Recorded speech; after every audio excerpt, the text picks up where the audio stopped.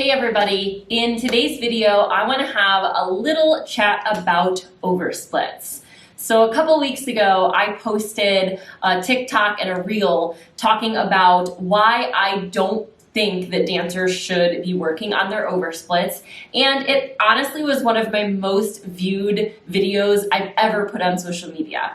So I thought this was the perfect opportunity to have a little bit of an extended chat about why, as a dance medicine physical therapist, I do not recommend doing oversplits for my dancers or gymnasts or any performing artists for that matter.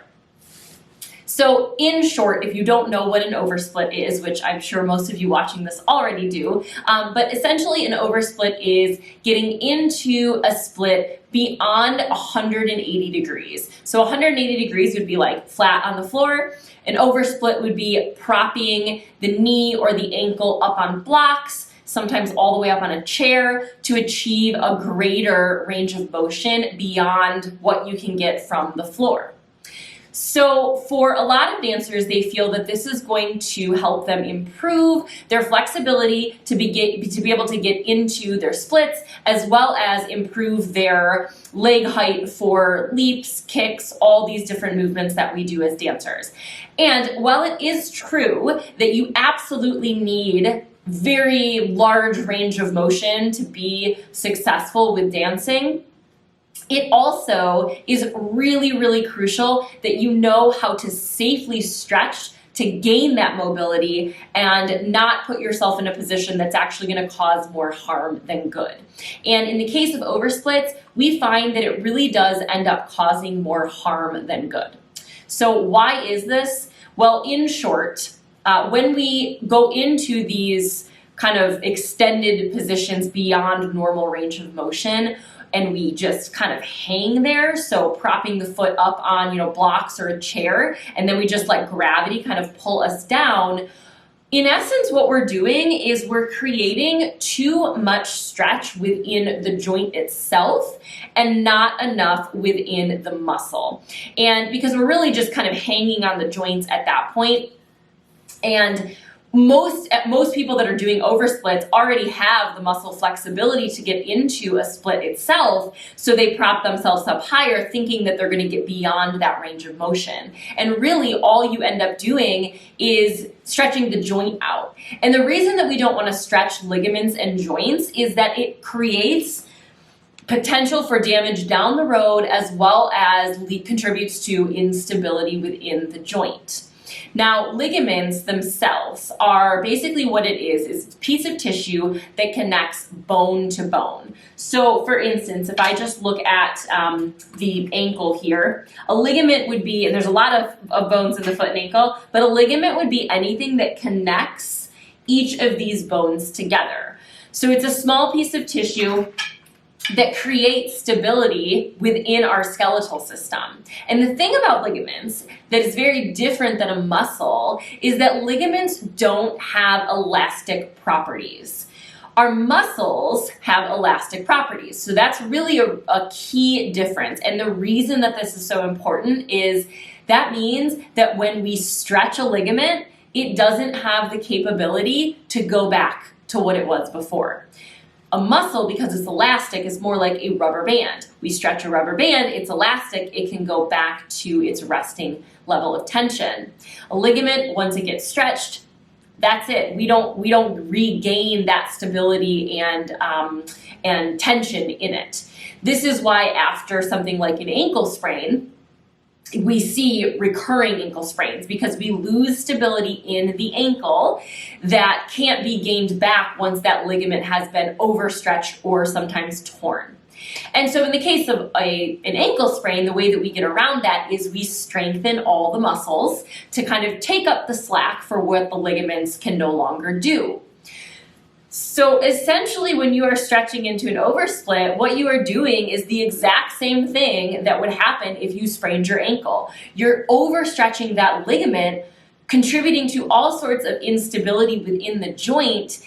And if on top of it you aren't working the strength and stability of the muscles, you're just losing all of that, which not only is going to affect you in the short term and your dance performance now, but years down the line, as our bodies age, it potentially can create some problems and pain for you in the future. And we certainly don't want that to happen. But the good news is that there is a safe and effective way to still stretch and gain the mobility that you need to be able to dance. And we're going to talk about some of those in a little bit here. But really what we want to stress in safe stretching practices is that you are focused on how to control all of your mobility. So dancers tend to be very flexible people, and we focus and work on gaining that flexibility, which is important. But with all of that, we also must know, how do we control those extreme ranges of motion?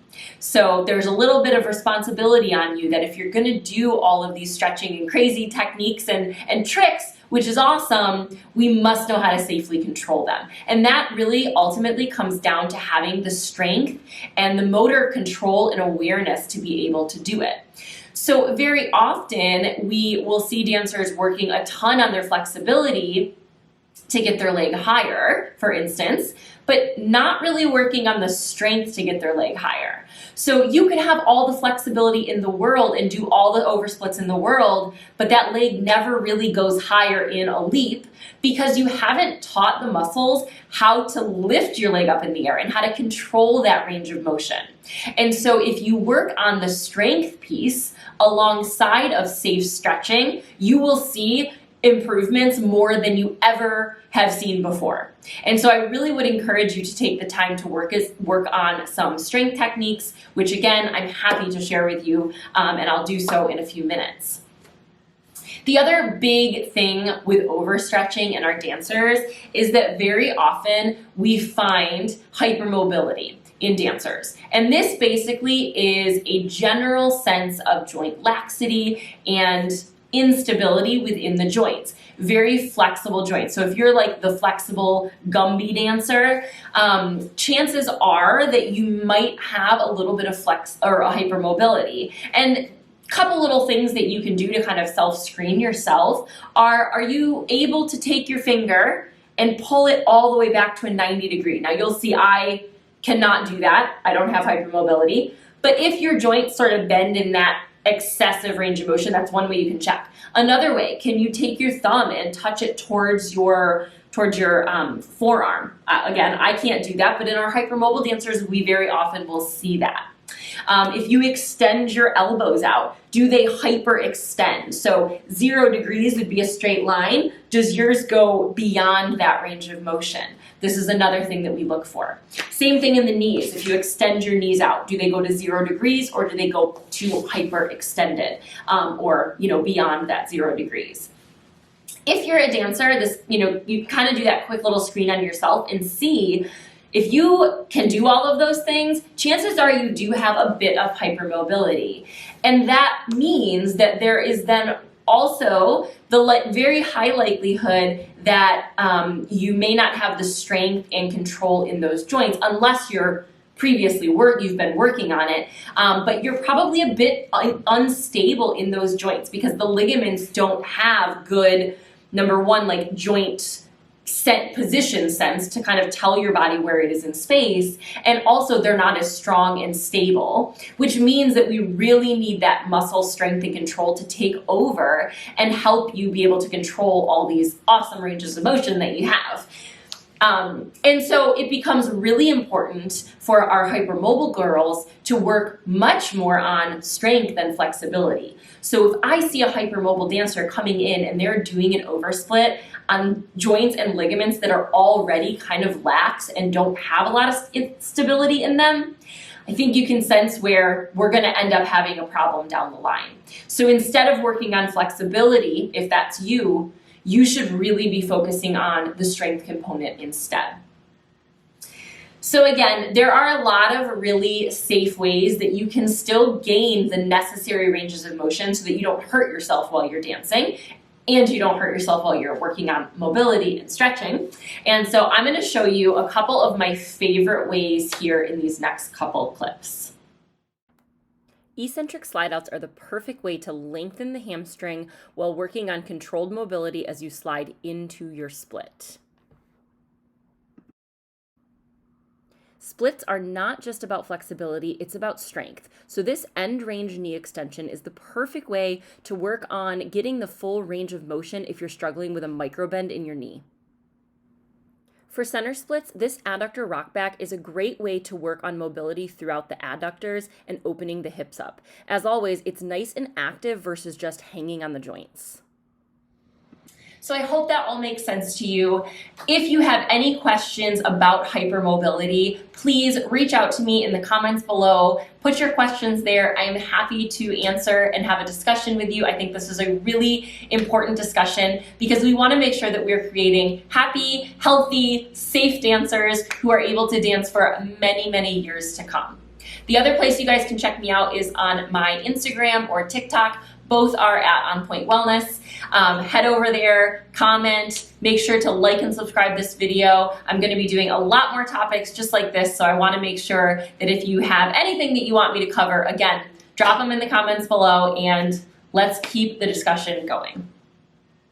Okay guys, one more quick thing I want to mention to you. I just released my brand new 4-week virtual masterclass called Movement Foundations. So if you are a dancer looking to up your technique and learn a little bit more about anatomy and safe dance practices, this is the course for you. Again, it's 4 weeks long and each week comes with customized workshop videos as well as an exercise program that you can follow along to help build the strength and technique that you need to improve your performance. So I'm gonna link it below if you guys are interested in joining. Be sure to click that link. As always, let me know if you have any other questions and I can't wait to see you soon.